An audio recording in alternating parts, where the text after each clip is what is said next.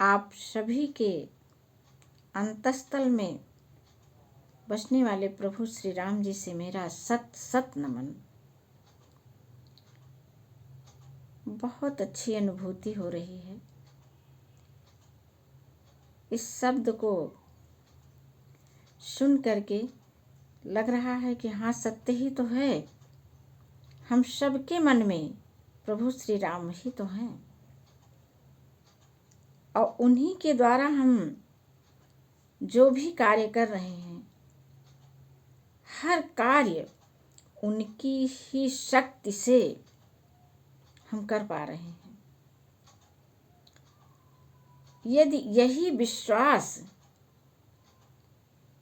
भगवान श्री राम के प्रति हमारे मन में जिस दिन हो जाएगा, हम सभी के मन में, अरे ये तो बोलने की बातें हैं,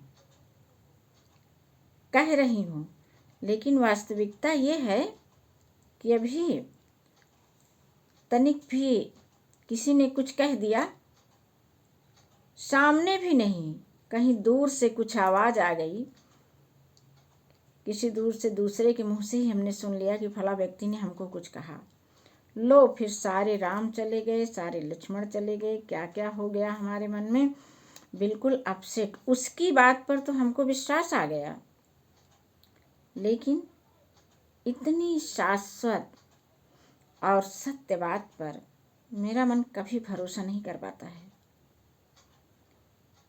कि राम जी हमारे अंदर हैं।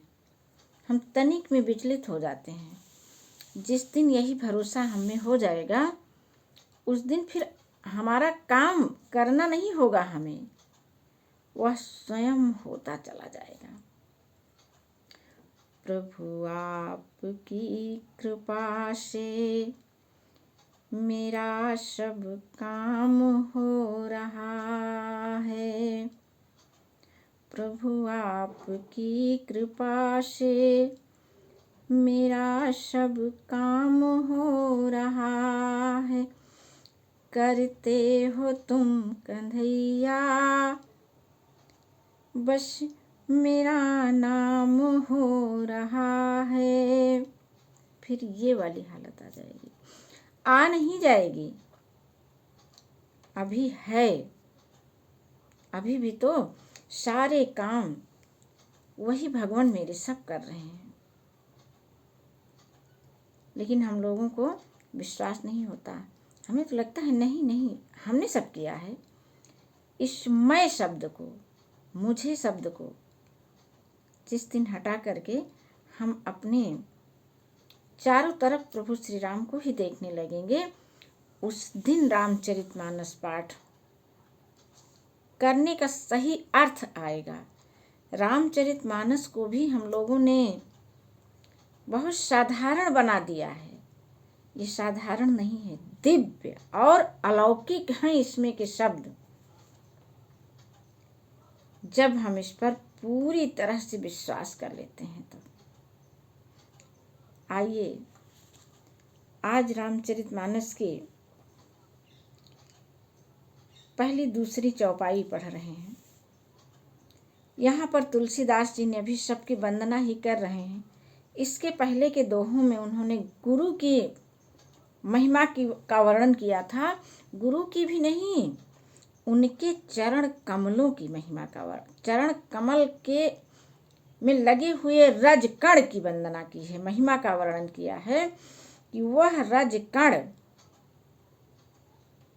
वो हमारे संपूर्ण भव रोग यानी भौतिक रोगों को जड़ समेत नष्ट कर देता है।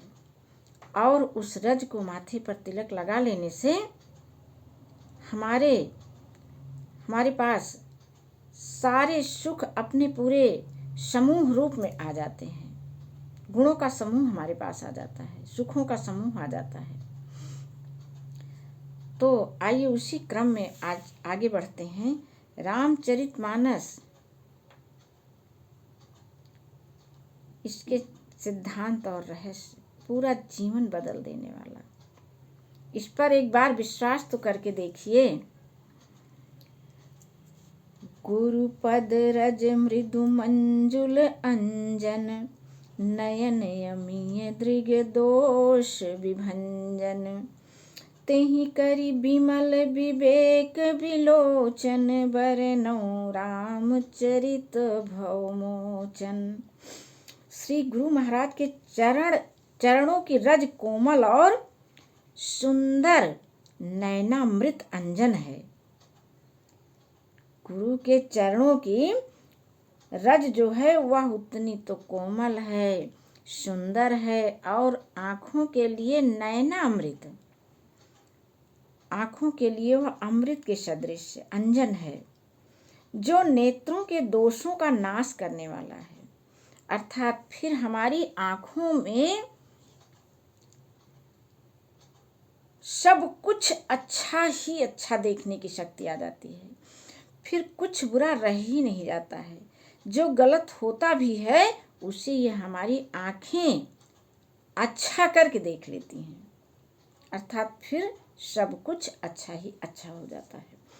उस अंजन से विवेक रूपी नेत्रों को निर्मल करके मैं संसार रूपी बंधन से छुड़ाने वाले श्री रामचरित्र का वर्णन करता हूँ। ऐसा तुलसीदास जी कह रहे हैं कि मैं अपने गुरु के चरण कमलों की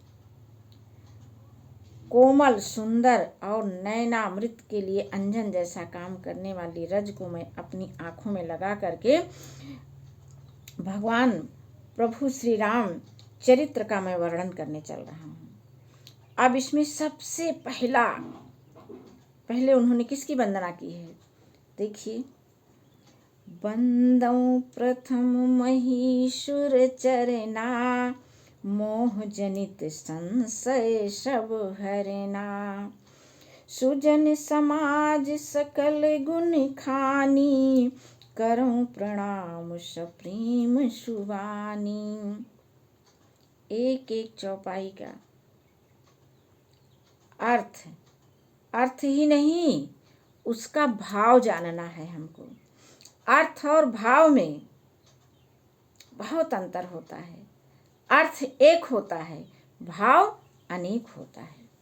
हमको अपने हिसाब से भाव बना लेना है। जैसे गेहूं एक होता है, उसके व्यंजन अनेकों अनेक। तो अर्थ जो है, अर्थ और भाव में बड़ा अंतर होता है। भाव हमको अपने तरीके से बना लेना है। देखिए, बंदौ प्रथम महीसुर चरना, सबसे पहले इन्होंने पृथ्वी के देवता ब्राह्मणों के चरणों की वंदना की है। ब्राह्मण के चरणों की वंदना क्यों की है?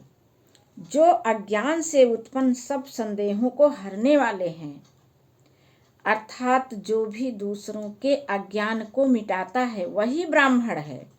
ब्राह्मण की कोई विशिष्ट जातियां नहीं हैं, सभी ब्रह्मा के पुत्र हैं, सब एक समान हैं।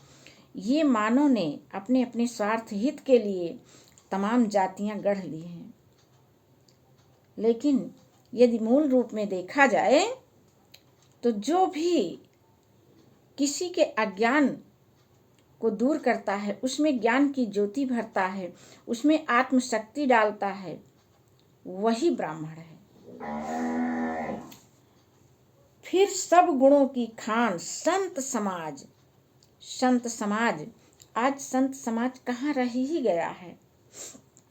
ठीक है, रह गया कि नहीं रह गया है, लेकिन चलो हम जिस चीज की आशा करते हैं, जो इसमें पढ़ने चल रहे हैं कि संत समाज, अरे चलो हम लोग बन जाए ना संत समाज। जब हम संत कैसे बनेंगे, हमारा संतों का समूह कैसे बनेगा? जब हम जन जन में प्रभु श्री राम को देखेंगे और भला राम के सामने हमसे कोई गलती नहीं होगी, सब कुछ अच्छा ही रहेगा, एक दूसरे से भरपूर प्रेम करेंगे तो हम संत समाज बन जाएंगे।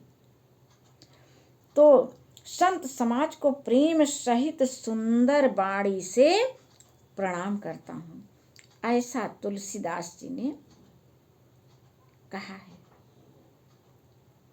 पहली चौपाई में। और आइए इसका अर्थ यदि अपने जीवन में हम इसके भावों को उतारते हैं तो देखिए कैसे हमारे सारे काम अपने आप स्वतः हो जाते हैं, हो रहे हैं। बस यही है कि उस पर हमको विश्वास नहीं होता है। विश्वास करिए, एक एक चौपाई पढ़ी जाएगी, एक एक चौपाई का अर्थ जो है हम लोग समझेंगे। बहुत बहुत ही अच्छा लगता है रामचरितमानस ऐसे तरीके से पढ़ा जाए। नित्य पूरा पाठ कर डालो, कोई मतलब नहीं है, जब तक कि इसको पढ़ करके हम स्वयं को रूपांतरित न कर दें, सब जगह राम को न देखने लगे। जय श्री राम जी।